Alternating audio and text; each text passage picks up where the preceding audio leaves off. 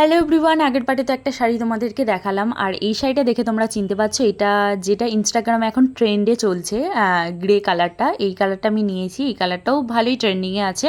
আর এটাও আমি পরে অবশ্যই দেখাবো। আর এইগুলো আমি মুম্বাই থেকে নিয়েছিলাম, এই ইয়াররিংসটা আর এই ক্লিপটা।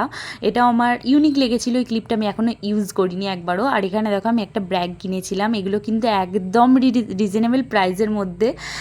আমার ভীষণ ভালো লেগেছিলো, তাই নিয়ে নিয়েছিলাম। আর এই ব্যাগটা দেখো পেছন দিক থেকে কিছুটা এরকম, আর সামনের দিকে একটাই চেন ছিল, এটার পেছনে আরে কোনো চেন ছিল না। আর এই ব্যাগটাও আমার ভীষণ ভালো লেগেছিলো, হ্যান্ড ব্যাগ, এটাতে ছোটোখাটো জিনিস ক্যারি করে তোমরা যেতে পারো। সেই জন্য আমি এটা নিয়ে নিয়েছিলাম, আমার পছন্দ হয়ে গেছিলো বলে।